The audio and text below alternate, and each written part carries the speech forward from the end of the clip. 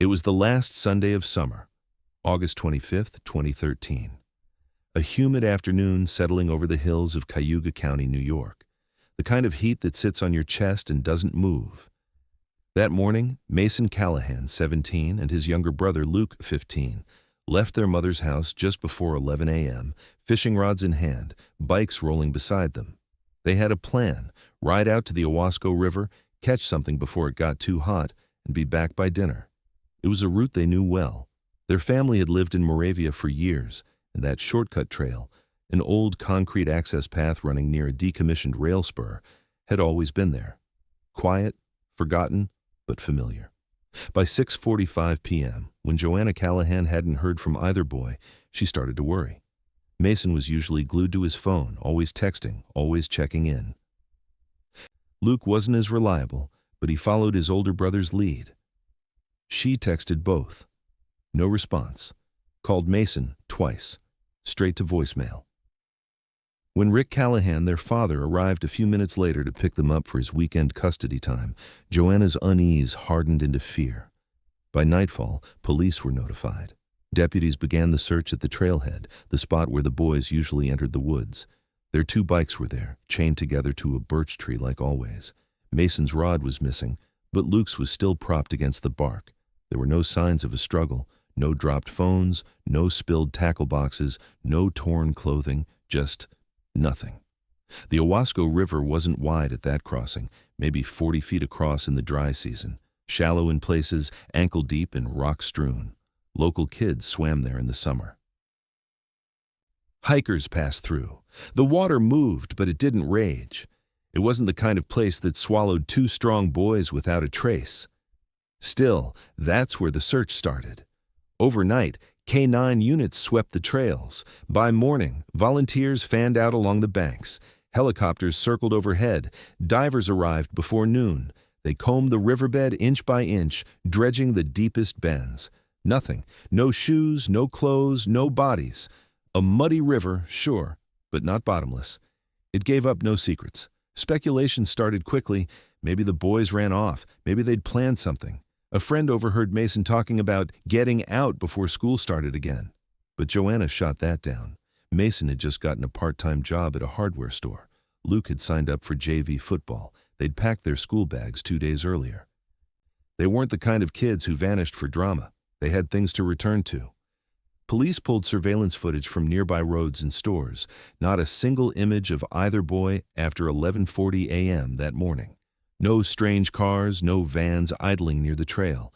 It was like they'd stepped into the trees and disappeared. The town rallied. Hundreds joined the search. Flyers plastered telephone poles and gas stations. Local news ran continuous coverage. The Callahans appeared on the evening broadcasts pleading for help. But with every hour that passed, hope started to crack. What kind of accident leaves no trace? What kind of river keeps everything? Rumors filled the silence. An older man had been seen near the trailhead earlier that week. Some said he'd been asking about the water levels. Others thought he was just fishing. Another rumor placed the boys at a party that never happened. A third insisted Mason had enemies, none of which could be confirmed. 3 days in, the official search scaled back.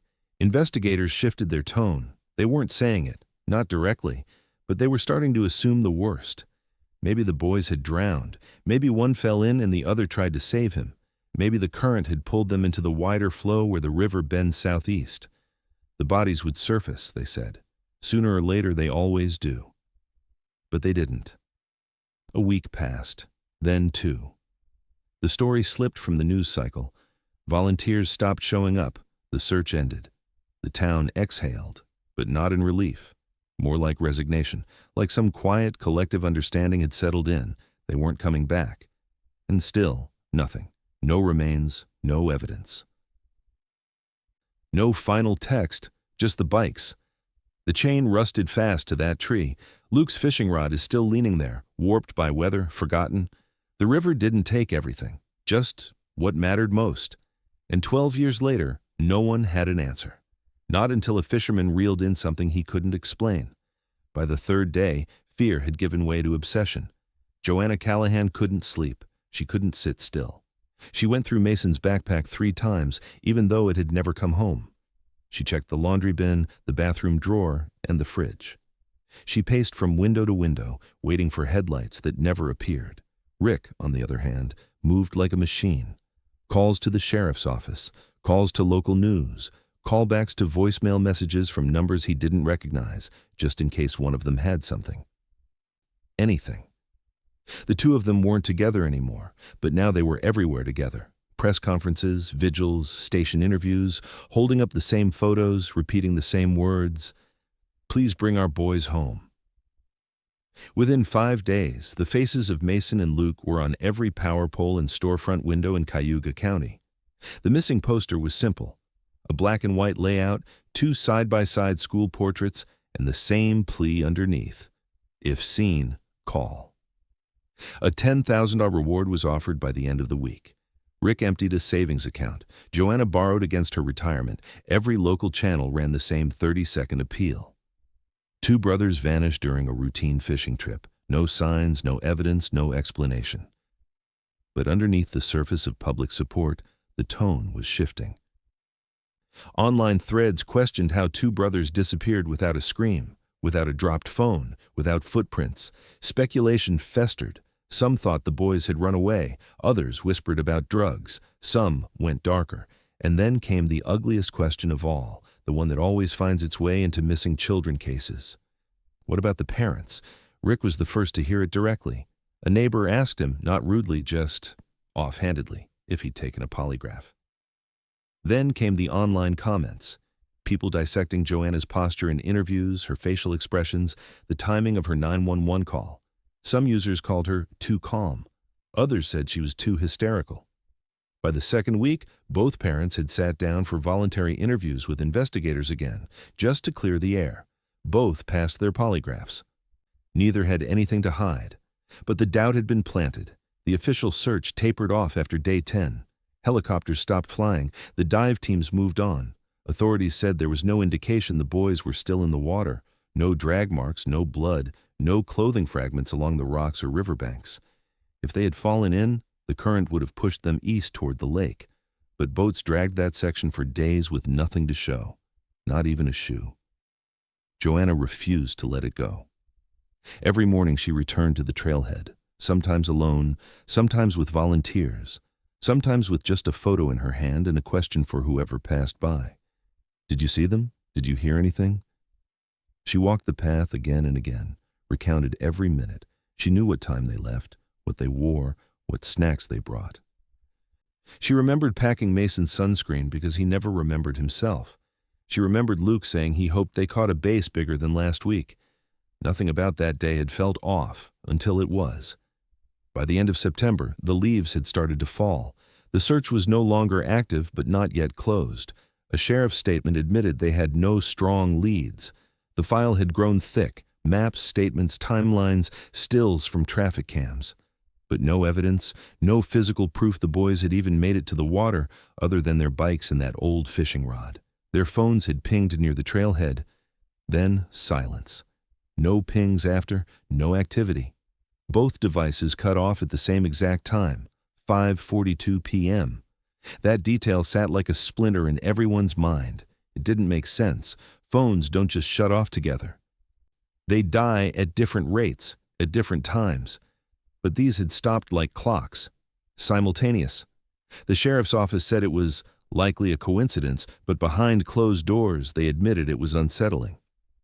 As weeks passed, the case became something different, less of a mystery and more of a weight, a missing poster you didn't want to look at anymore, a subject you avoided at grocery store checkouts. Some neighbors started steering clear of the Callahans altogether, unsure what to say. Others reached out with casseroles and quiet prayers, trying to offer something.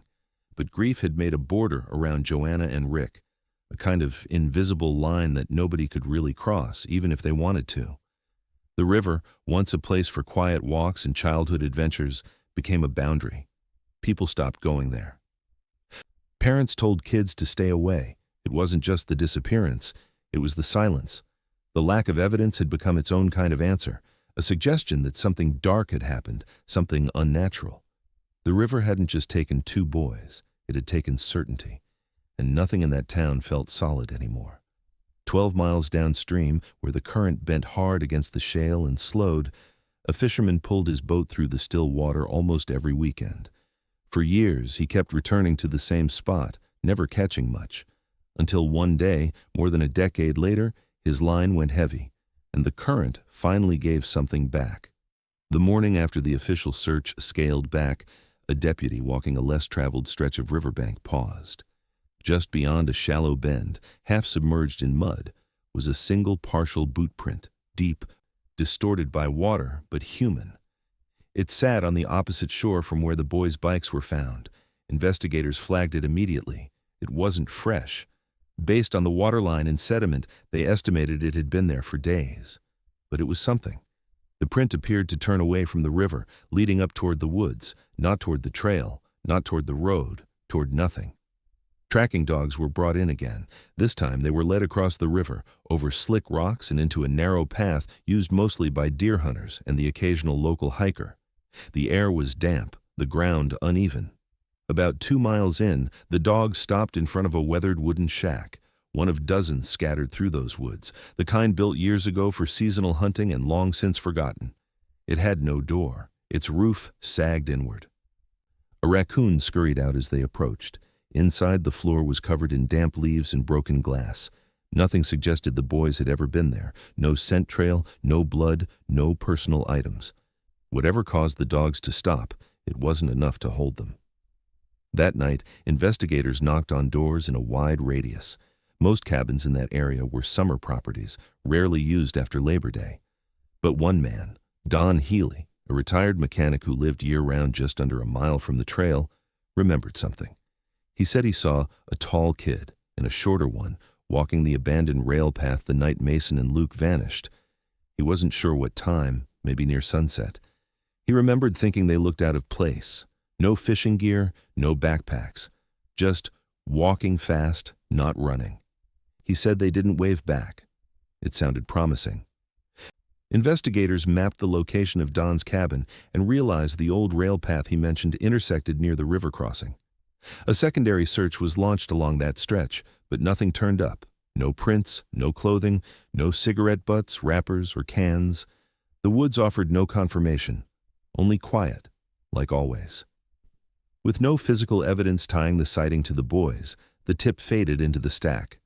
Another maybe, another almost. Still, the Callahans clung to it. If they'd been seen alive even once, even fleetingly, it meant they were taken, not lost, not drowned, not gone, taken. But that hope came with another kind of pain, the knowledge that if someone had them, someone was keeping them, and that meant something much worse. 7 days later, a father and son kayaking upstream from the public boat launch veered off course. They followed a narrow tributary lined with fallen logs and cattails. About 3 miles from the original search area, just beyond a curve in the bank, the boys spotted something tangled in branches near the shore. At first, they thought it was trash. Then, they saw the straps. It was a black backpack, waterlogged and slid open along the bottom seam. One strap had been cleanly sliced, as if cut. Inside, there was nothing. No books, no phone, no snacks, no fishing gear. But stitched inside the lining, faded but legible, was a name written in permanent marker. Luke C. It was his. Evidence technicians handled the bag delicately, documenting everything. The cut appeared deliberate, clean, not a tear from rocks or branches. The fabric hadn't been gnawed or clawed. It had been opened, emptied, and discarded. The zipper was still halfway closed. Tests would later show traces of soil and algae consistent with the Owasco watershed. No blood, no fingerprints, no hair, just silt and river time. The location raised questions. How did the bag end up there, miles upstream from the boys' last known position? Had it drifted naturally? Experts said it was possible, but not likely. The currents in that tributary didn't flow toward the main channel. In fact, they often reversed depending on rainfall, which meant someone could have placed it there, maybe even returned later, maybe to be sure it stayed hidden. The discovery didn't bring closure, it brought another fracture. Joanna spent hours staring at the backpack on the evidence board, the photo pinned above a list of open leads. Rick argued with detectives, demanding to know why there weren't more boots on the ground. Why wasn't this area searched earlier? Why weren't they dredging every foot of that water? But answers were few. The dogs hadn't alerted me there. The boys' phones had never pinged that far out, and no one had come forward to say they'd seen anything unusual in that stretch of woods. Not a person, not a light, not a sound. To law enforcement, the find was significant, but not definitive. It was Luke's. That much was certain. But beyond that, there was no timeline, no context, just a wet, empty bag and the same question that had haunted the case from the beginning. How could two kids walk into the woods and disappear without a single scream, a single trace, a single goodbye? The bag reignited public interest briefly. News crews returned. The trailhead saw visitors again. And in quiet circles, people started talking about other stories. Old ones, buried ones, stories about kids who had once vanished in those woods long before Mason and Luke, stories that had gone silent until now. 3 weeks after the disappearance, when most of the public attention had already begun to drift, a new voice entered the investigation. His name was Samuel Griggs, 74 years old, retired postal worker, a lifelong local who had fished the Owasco River nearly every Sunday for over 4 decades. He wasn't a recluse, but he mostly kept to himself, lived in a modest trailer about 5 miles from the crossing, drove the same green Ford Ranger he'd owned since the early 90s.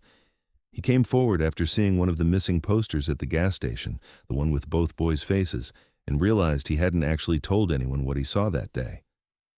Not the police, not even his neighbor. Griggs explained that he'd been fishing just before dusk, along a bend near Briar Hollow, a narrow stretch where the water slows and gets glassy. Around 6:15 p.m., by his watch, he saw a red canoe come around the curve, gliding low. It wasn't uncommon to see canoes, but something about this one felt strange. There were 2 people inside, one older man in the back, gray-bearded, wearing a long-sleeved shirt despite the heat, and in the front, a boy. Griggs didn't get a perfect look. He didn't want to stare. But he remembered the boy sat stiffly, almost like he didn't want to be there. At the time, it didn't raise alarms. People canoe with kids all the time, families, camps. He'd assumed it was just a quiet ride on the water. But when he saw Luke Callahan's face on that poster, the longer hair, the sharper jaw, something clicked. He couldn't be sure, but he thought it might have been him. Investigators took his statement seriously. He was credible, had no history of false reports, no reason to insert himself, and most importantly, he gave a detail no one else had mentioned, the color of the canoe. Red. It wasn't common on that part of the river. In fact, according to the county's registry of boat permits and owner tags, no red canoes were listed as active or stored in the area. The sheriff's office began knocking on doors again, asking cabin owners and nearby residents if they had a red canoe, if they'd seen one, if they knew anyone who had recently brought a new boat into the region. The effort was exhaustive, but it went nowhere. No canoe matched the description, no one claimed it, and no new sightings surfaced. That's when the FBI got involved. The case had officially crossed the threshold from local mystery to federal jurisdiction. 2 minors, unexplained disappearance, potential interstate abduction. The presence of an unidentified adult male near the river placed it firmly under federal interest.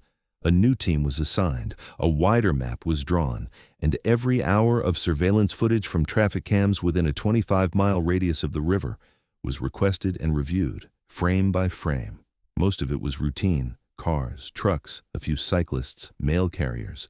But one segment, pulled from a grainy feed on Old Brant Road, caught attention.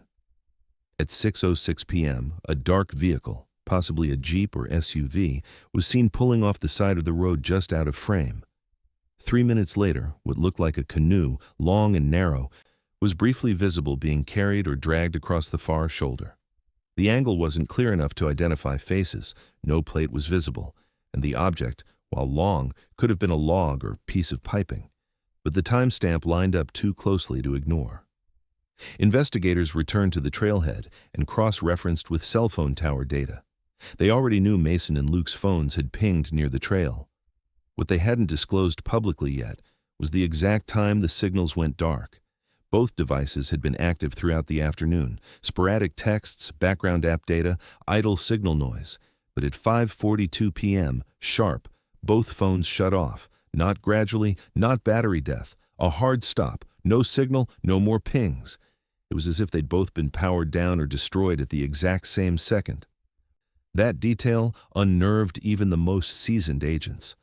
The probability of two phones failing in perfect unison by coincidence was astronomically low. Either someone turned them off or someone disabled them deliberately. At that point, the theory that the boys had drowned began to unravel completely. People don't drown and shut off their phones. The river can pull you under, but it can't disable a signal. Someone had done that.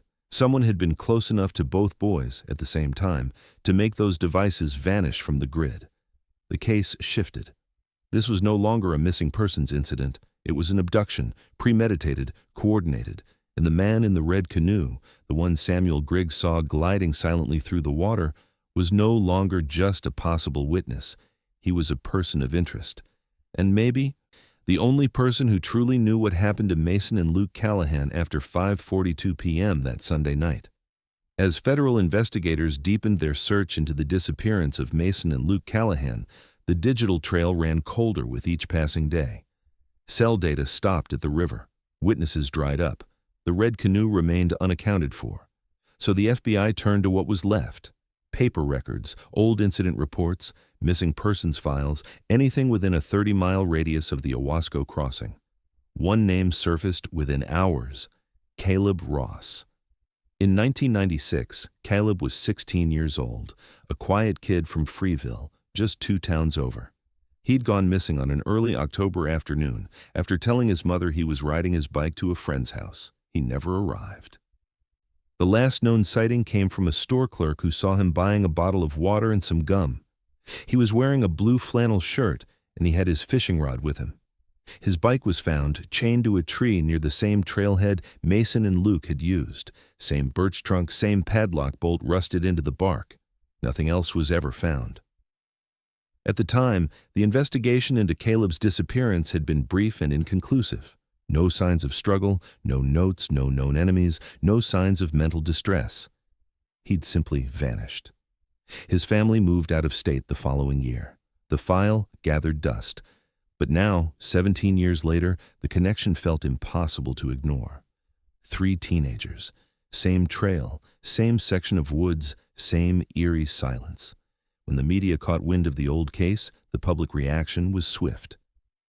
Locals began revisiting memories they had buried, vague recollections of search dogs back in the 90s, a flyer on the wall of the old diner.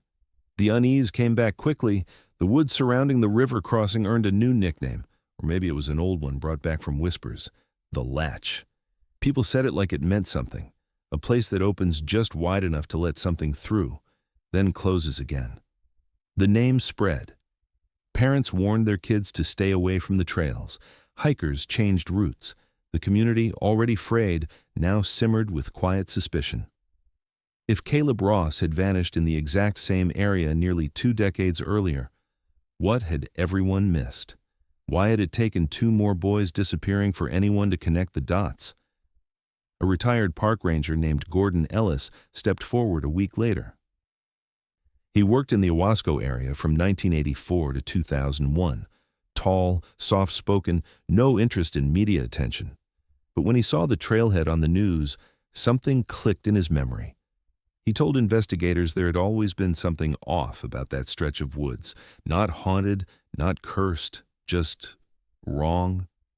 Too quiet, he said, like it's holding its breath. Ellis remembered an incident in the fall of 1997, 1 year after Caleb disappeared. A bow hunter had called in a complaint about someone building makeshift traps in the woods, wires strung between trees, small metal stakes buried near a game trail. When rangers investigated, they found nothing that met the threshold for a crime. No names, no suspects. Just strange, unnecessary deterrents, more designed for people than animals. Ellis also recalled a locked steel box someone had chained to a tree along the ridge trail near the crossing. It was rusted, heavy, bolted shut. They'd assumed it was an old trapper's stash and left it alone. But now, in 2013, that same box was no longer buried in memory. It was found again.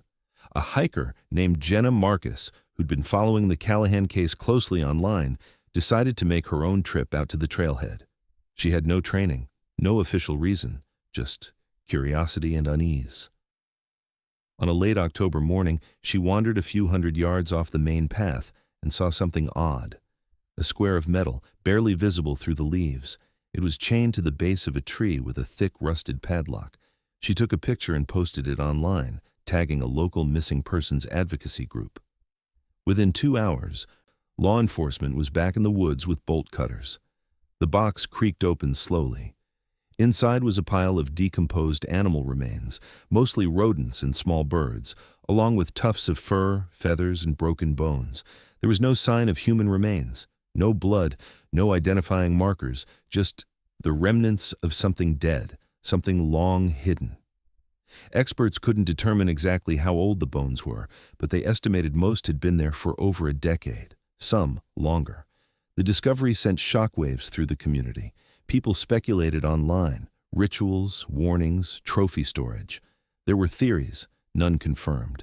The FBI classified it as suspicious but inconclusive. The bones were bagged, cataloged, and stored as evidence. But without DNA, without context, they couldn't say if the box had anything to do with the Callahan boys or Caleb Ross. Still, it changed the narrative. The public no longer saw the river trail as just a stretch of woods. It was something else now. A place tied to 3 disappearances, silent for 17 years, suddenly giving up hints of something long buried. And for Joanna Callahan, who hadn't stopped searching, the discovery cut deeper. If someone had been operating in those woods for that long, if what happened to Mason and Luke wasn't random, then someone out there knew the truth. Someone who had slipped between the cracks once before, and might again. By the spring of 2015, the Callahan house was quiet. The photos of Mason and Luke were still framed on the living room shelf, but the air had changed. Meals were eaten without conversation. Holidays passed in pieces, and after nearly 2 years of waiting, hoping, searching, and reliving the same impossible day, Joanna and Rick finally made the decision. They packed up what they could, boxed the rest, and left Moravia behind. There was no ceremony for it, just a move, like any other family leaving for any other reason. But behind the surface was a fracture that hadn't healed. The loss hadn't brought them closer. It had buried them in different kinds of grief. The marriage didn't survive. By the end of that summer, they were separated. By winter, I got divorced. Joanna relocated to Syracuse, close enough to drive back if she needed to, but far enough that she didn't have to see the trailhead every time she went to the grocery store. The river crossing had become a symbol she couldn't carry anymore. For years, she kept quiet. She stopped responding to calls from reporters, she ignored online theories, but in 2021, on what would have been Mason's 25th birthday, she returned. The vigil had been organized by a local family friend, small, respectful, nothing public, just candles and silence at the river's edge. Joanna arrived expecting the usual overgrowth of an unmaintained path, but what she found was something else entirely. The signage for the trail had been removed. The wooden post that once marked the state conservation line was gone. Trees had reclaimed the old footpath. It looked like no one had walked it in years. She asked the owner of a nearby property what had happened, why it looked abandoned. The man just shook his head. Said people don't go down there anymore. Not since the Callahan boys, not since that whole thing. He didn't say it cruelly. It was more like someone refusing to touch a wound. A few other neighbors shared the same tone, uneasy, hesitant, like talking about the case out loud might stir something best left alone.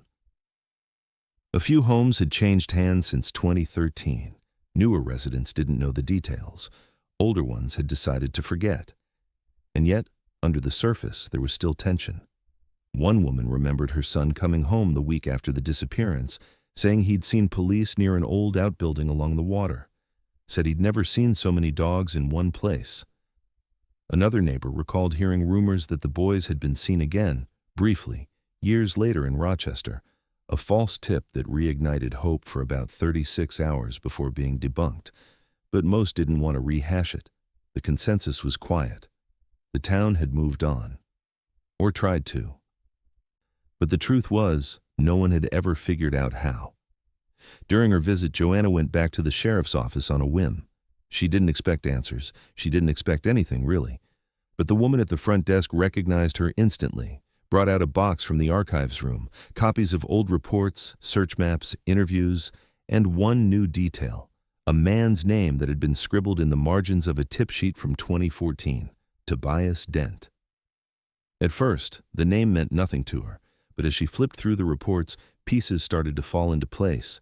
Dent had worked at a local auto repair shop. Quiet guy, late 30s, no family. Lived alone in a converted garage south of town, off an unpaved road near the river's bend. He'd been questioned once, briefly, after a report from someone who said he spent too much time in the woods. But there was no cause to pursue it. He had no criminal record, no evidence tied him to the case, and less than a year later, he vanished. One neighbor said Dent had packed up overnight, left behind an unpaid electric bill, a stripped-down truck, and a rental lease that went unanswered. Some thought he'd moved out west. Others believed he was just another local who couldn't handle the pressure of being eyed with suspicion and chose to disappear. But his property, nestled in a thicket near a bend in the river, had never been searched thoroughly. Not officially. That name stuck in Joanna's head. She wrote it down. I looked it up. There were no active social profiles, no forwarding address, no tax records after 2015, as if the man had dissolved. She began asking around again, reluctantly, quietly, not pushing, just asking. One man, a retired deputy, told her offhandedly that Dent had always given him a weird feeling, said he never looked anyone in the eye. I like to fix things, sure, but I didn't like people much. Kept to himself. Lived in a spot too close to the water, too far from town. Joanna left Moravia the next day, but she didn't forget the name. It stayed with her, long after the vigil ended. She didn't know if Tobias Dent had anything to do with her son's disappearance, but what unnerved her most was how quickly his name had been dropped, and then buried, like everything else in that town.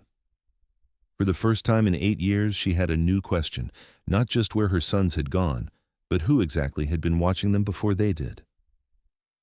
On a quiet Thursday morning in early June of 2025, a retired iron worker named Cliff Hargrove set out to fish a narrow, reedy bend of the Owasco River, a spot most people didn't bother with anymore.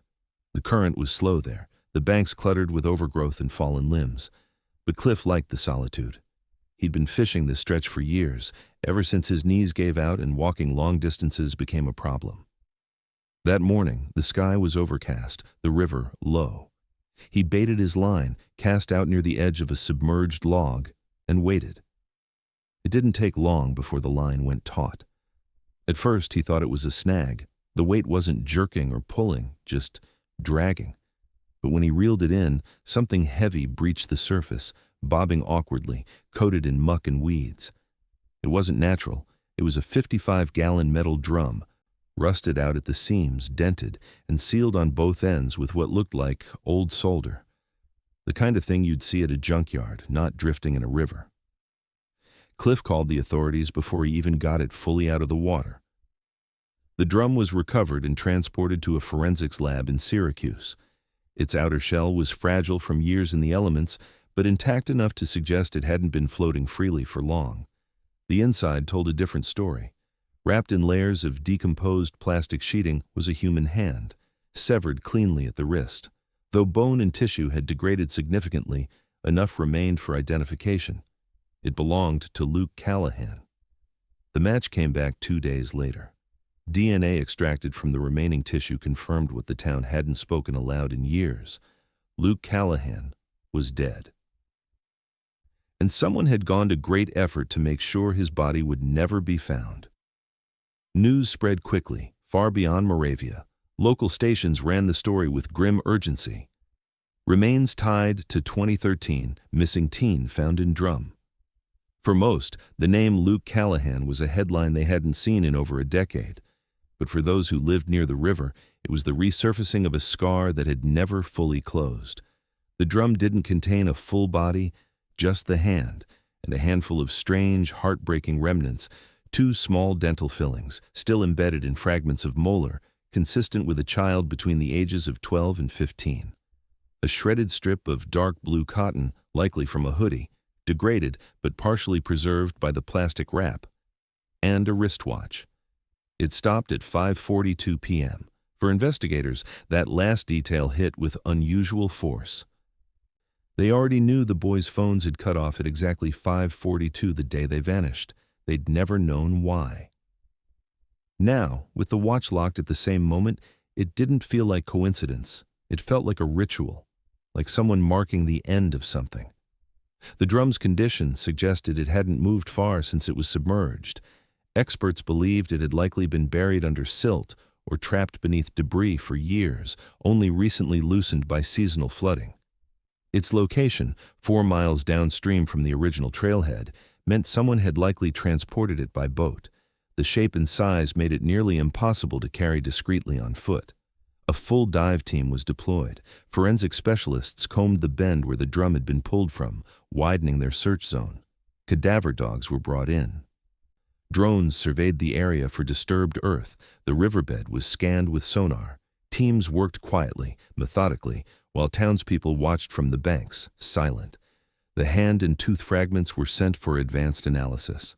The fillings matched Luke's dental records.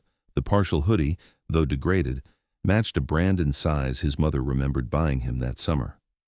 There was no doubt now, Luke hadn't wandered off. He hadn't drowned.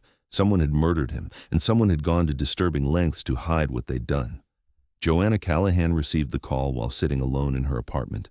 She didn't cry, not immediately. Not even when they confirmed the watch had stopped at the same time as the phones. Her first words were quiet. Just one question. Was Mason in there too? He wasn't. There were no remains found that could be linked to Mason, no second drum, no other evidence, just one hand, 1 hour, frozen in time, and the question that had never stopped hanging over the case. Why? The sheriff's office reclassified the Callahan case from missing persons to homicide. The FBI returned with a new task force. Older files were reopened, suspects reevaluated, and the name Tobias Dent, quiet mechanic, off-grid resident, unaccounted for since 2014, returned to the top of the list. For the first time in 12 years, the investigation had a body, and with it, a new lead. Because while the drum had finally given something back, it had also raised an even darker question. If Luke had been hidden in the river this entire time, where was Mason? The river kept its silence for 12 years. But now that it had started to give something back, investigators refused to look away. Within a week of the drum's recovery, cadaver dogs were deployed along a 7-mile stretch upstream from the original trailhead. The search teams worked in staggered shifts, slowly widening their grid, retracing parts of the landscape that had once been passed over, dismissed, or assumed too remote. The current had shifted over the years. Water levels rose and fell. Entire bends of the river had reshaped. But the dogs didn't care about old maps. They followed the scent. On the morning of June 18, 2025, a pointer named Delta alerted on a patch of ground just beyond a muddy embankment, 40 feet from the river's edge, tangled in roots and dense undergrowth. It was a place few people would have walked through even intentionally, thick with brush. Mosquitoes swarming, trees leaning low, but under a thin crust of earth and silt, they found the edge of a jawbone. Dr. Eli Mendoza, a forensic anthropologist called in by the FBI, led the excavation. With care and precision, his team uncovered the partial remains of a human skeleton, fragmented but intact enough to draw early conclusions. The bones were small in stature, but consistent with a teenage male. The wrists and ankles showed signs of binding, slight notches etched into the bone, and the skull told a story that didn't leave much room for interpretation. A single, clean fracture along the left temple, blunt force trauma. The shape and location of the break suggested a heavy strike, deliberate, lethal, not an accident, not a fall. Preliminary testing couldn't confirm the identity immediately, but Joanna didn't need to wait for results. She already knew. The body in that grave was Mason. The grave was shallow, no more than 2 feet deep, lined with stones and masked by years of flood debris. Soil samples confirmed it had been undisturbed since late summer of 2013. Nearby, buried in the same sediment, investigators recovered what looked like a torn piece of dark canvas, a uniform patch, faded almost beyond recognition. But under the right light, The embroidery could still be read. Dent Auto. It was the break they'd been waiting for, a name, a location, and now physical evidence connecting Tobias Dent to the scene. His file was pulled again, this time under new classification. No longer just a person of interest. Now, a prime suspect in the double homicide of Mason and Luke Callahan. Born in 1979, Dent had grown up in Cayuga County, dropped out of high school, and worked odd jobs. He'd been employed at Dent Auto, a family-run garage started by his uncle, until 2013. That summer, around the time of the boy's disappearance, he'd been placed on administrative leave after coworkers complained about his behavior. Erratic mood swings, unexplained absences, and an incident where he was caught watching the shop owner's children through the break room window. His trailer, located just a half-mile from the river, had been abandoned in early 2014. Inside, authorities once found nothing incriminating, just basic belongings, rotting food, and an empty closet.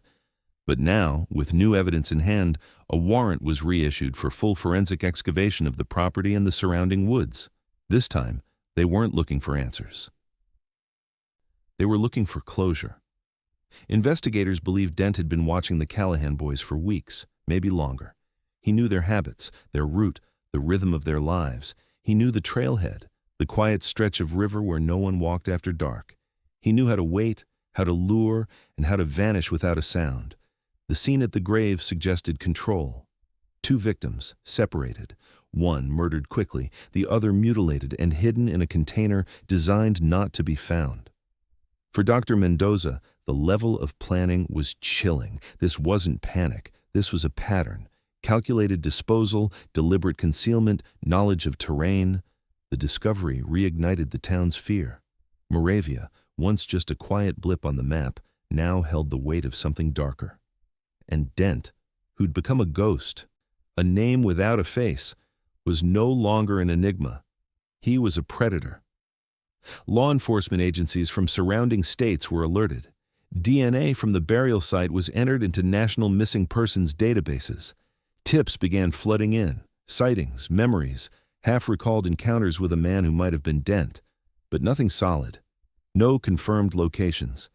His last official trace was an unpaid speeding ticket from October 2014, issued in southern Pennsylvania. After that, nothing. Joanna Callahan, now 49, returned once again to the trailhead.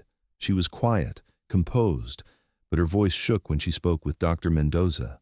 Not from grief, she had long made peace with what was gone, but from rage. Someone had taken her sons. And now, for the first time, the truth was pushing through the soil. Mason hadn't drowned. He hadn't run away. He had been hunted, struck, buried. And Dent, if he was still out there, was carrying the weight of something the river no longer protected.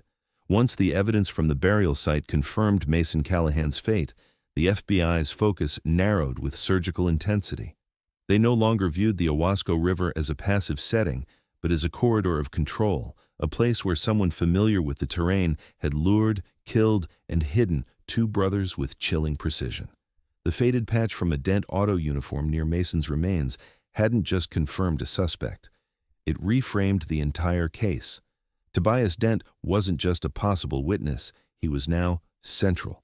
And if he had done this once, the question wasn't just where he had gone, it was what he might have left behind. Records showed that Tobias Dent's father once owned a hunting cabin deep in the state forest, well off any formal trail. It hadn't been used legally in years, and by the time the property transferred through tax default, it had fallen off county radar. Old maps showed a gravel access road, now long overtaken by brush and erosion. With Mason's grave found upstream, agents decided to explore a 5-mile radius from the point of burial, focusing on where a man on foot or by boat could disappear without being seen. It took 3 days of aerial scanning and topographic cross-referencing to find it. What was once a small A-frame cabin had collapsed under years of rot and snow. Only part of the roof remained intact, caved inward like a broken rib cage, but the foundation was still there, obscured by layers of pine needles, silt, and moss. Beneath the structure, a crude trapdoor led into a narrow dugout basement. The walls were made of poured concrete and warped plywood. No light reached this place naturally. What little oxygen remained was heavy with mildew and age. But it didn't take long for investigators to confirm they weren't the first to stand there. Along one wall, metal eyelets were drilled into the concrete, still holding pieces of rusted chain. Zip ties, degraded with time, lay brittle across the dirt floor. In the far corner, a metal folding chair bolted to the wall. Its legs had been bent outward, as if by force. Dr. Eli Mendoza, now fully embedded with the task force, examined the space in silence. His team recovered biological material from multiple sites in the room, blood traces embedded in the concrete pores, hair fibers lodged in cracked wood, and something else. On the back wall, barely visible to the naked eye, was a message. A phrase etched in scrawled lines and smeared graphite. Under blacklight, it came alive. "We tried to run. There was no signature, no date. Just those 4 words, desperate, childlike, final." The analysis confirmed the blood belonged to Mason. The hair, at least one strand, belonged to Luke. The scene had been a holding site, possibly for hours, maybe days. The damage to the chair, the abrasions on the wall, the message, all pointed to something methodical, something rehearsed. This wasn't an accident. This was control. Outside the cabin, just down a slope toward the river's edge, searchers found an overturned canoe buried in weeds and mud. It was rusted, cracked near the bow, its paint long faded, but not gone. A dull red still showed beneath the dirt. Near the back seat, carved roughly into the wood, were 2 letters, TD. It was the red canoe, the one Samuel Griggs had described years earlier, the one investigators had chased through every registry in the county. It had been here the whole time, hidden under vines and silence. Agents took the canoe into evidence, but the message had already been made clear.